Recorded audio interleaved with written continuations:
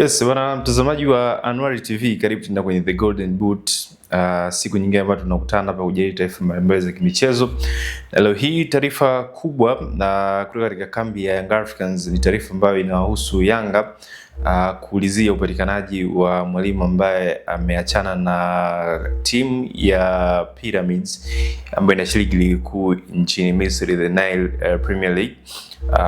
Kocha huyu anafahamika kama Krunoslav Djurkic. Krunoslav Djurkic ni mwalimu ambaye alikuwa anaifundisha Pyramid tangu msimu wa mwaka 2024. Amedumu hapo kwa zaidi ya msimu mmoja na nusu kwa sababu alijiunga na kikosi hicho kwa mwanzoni mwa msimu, katikati mwa msimu wa mwaka 2024 2025. Kocha huyo tunavyoongea sasa hivi mkataba wake na Pyramid umemalizika na ameachana na timu hiyo kwa mafanikio makubwa tu ambayo ameyapa timu hiyo, kwa sababu ni yeye ndo alikuwa mwalimu wa kwanza kwa miaka hivi karibuni ya kikosi cha Pyramid kuwapa mafanikio makubwa ya ndani. Domestic Cup zile ameshinda, lakini pia mafanikio ya kimataifa, hasa ubingwa wa kombe la Afrika wa ngazi ya vilabu ama ligi ya mabingwa barani Afrika. Mwalimu huyo raia wa Croatia mwenye umri wa miaka 56 ameachana na Pyramid na sasa hivi anahusishwa na timu nyingi ikiwemo Young Africans ambao tunavyofahamu hawana kocha mkuu baada ya kocha wao Pedro Gonçalves kuondoka. Before alikuwepo Romain Folz ambaye naye aliondoka. Kwa hiyo Young Africans wapo kwenye hunt ama wapo kwenye mawindo ya kutafuta mwalimu mpya ambaye atakuja kuifundisha timu kuelekea msimu ujao wa mashindano, msimu mwaka 2026 2027, na jina ambalo limependekezwa kama sehemu ya benchi la ufundi jipya kuelekea msimu ujao baada ya msimu kumalizika ni jina la mwalimu huyu Croatia Krunoslav Djurkic ambaye ameondoka katika kikosi cha Pyramid. Mwalimu ambaye kwa wale ambao hawafahamu, wakati anajiunga Pyramids alijiunga nimekuambia katikati mwa msimu, na msimu wake wa kwanza tu ule nusu msimu aliwezesha Pyramids kuchukua ubingwa wa Egyptian Cup ama kikombe cha ligi huko nchini Misri, wakiwafunga Z goli 1-0. Na msimu wake ambao ukafuatia mwaka 2024-2025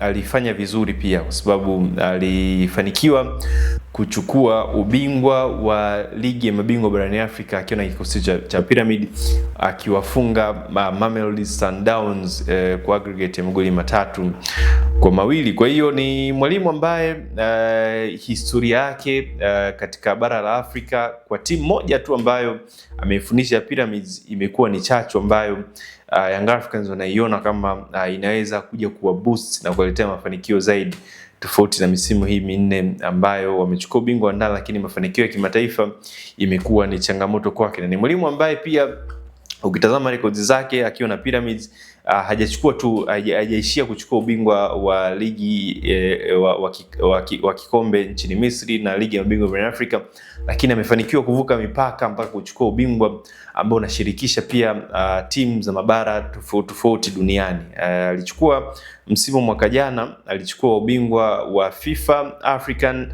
Asian Pacific Cup.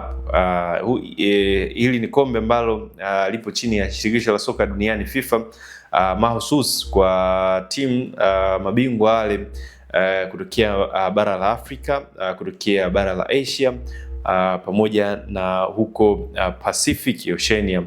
Na kama wengi mnakumbuka, Pyramids walitengeneza historia, walimake headlines kwa kuifunga Al Ahly ya Saudi Arabia, Al Ahly ya kina Ivan Toney Al Ahly ya Benjamin ya goalkeeper Edward Mendy, wakawafunga kwenye fainali hiyo ya FIFA African Asian Pacific Cup kwa idadi ya magoli 3-0. Fiston Maele alizamisha Al Ahly ya Saudi Arabia katika fainali hiyo kwa kufunga magoli 2 katika mchezo huo. Kwa hiyo ni mwalimu ambaye ameonyesha kwamba ana uwezo wa ku overachieve, kwa sababu haya ni mataji ambayo Pyramid before walikuwa hawajawahi hata kuota kufika tu finali na kuchukua mataji yao. Lakini on top pia kushinda ubingwa wa ligi ya mabingwa barani Afrika, mwalimu huyo Krunoslav Jukic alifanikiwa kucheza finali ya CAF Super Cup,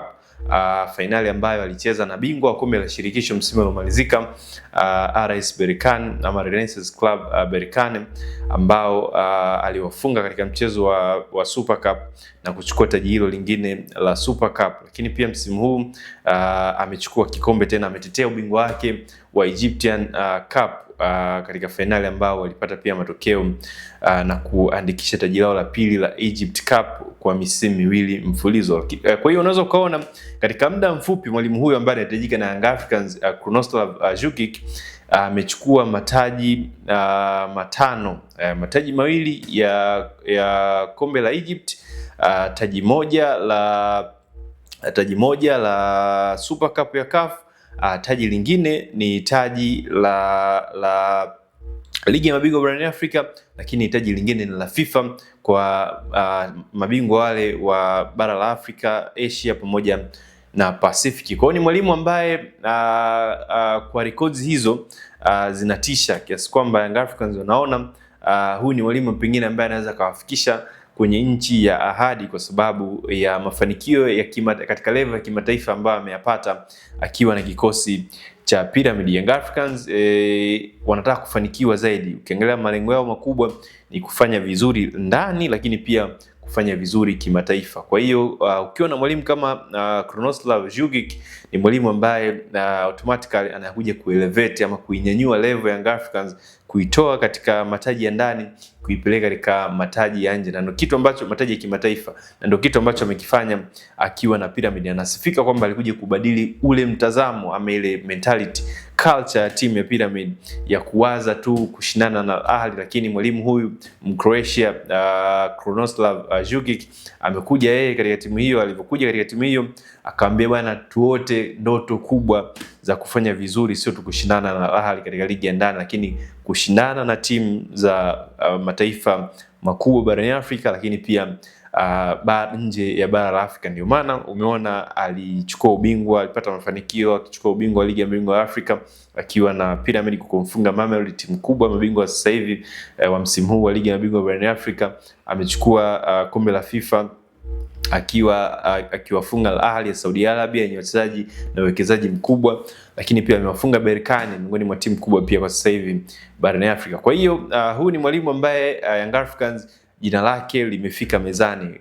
Kumbuka hilo jina, Krunoslav Jukic, mwalimu ambaye ni raia wa Croatia akiwa na umri wa miaka 56, kwamba anahitajika na Young Africans kuja kuchukua nafasi ya mwalimu mkuu ambaye ameondoka katika timu yao msimu huu, Pedro Gonçalves. Lakini mwalimu huyo anawindwa vikali na vilabu kutokea Afrika ya Kusini, ikiwemo klabu ya Kaizer Chiefs ambao jana wameachana na seti ya mwalimu wao wakuu wakiongozwa na Cedric Kaze. Kwa hiyo Kaizer nao wanamtazama huyu Krunoslav Jukic kama mwalimu ambaye anaweza kuja kufufua mafanikio yao ambayo yamedorola ama amelala kwa misimu mingi. Nikukumbushe tu Kaizer Chiefs msimu huu umemaliza nafasi ya 3 kwenye ligi kuu ya Afrika ya Kusini. Kwa hiyo wanatafuta mwalimu ambaye wataenda naye kwenye mashindano ya kombe la shirikisho msimu ujao na kufanikiwa. Kwa hiyo nani ideal candidate ambaye anaweza kaja kuwafanikisha malengo yao?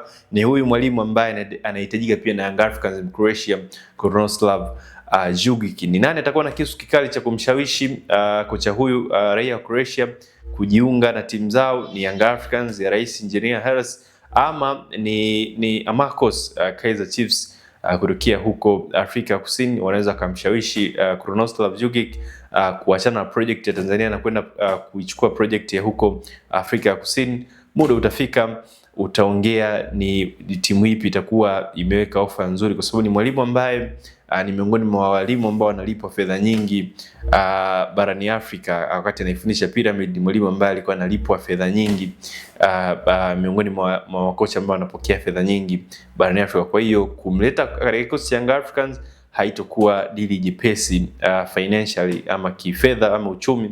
Utahitajika kuwa mkubwa ili kumchukua kocha huyu ambaye anamaliza mkataba wake na Pyramids akiwa na records kubwa, akiwa amefanya mambo makubwa ndani ya muda mchache. Kushinda mataji yote ambayo nimeelezea hapa sio kitu cha kuchukulia poa bana. Endelea kuwa nasi kwa taarifa mbalimbali kutokea hapa Anuari TV. Hii ilikuwa ni The Golden Boot. Jina langu mimi ni Shabel Daniel na nyuma ya kamera ilikuwa ni Yusuf Mpuma. Mpaka wakati ujao.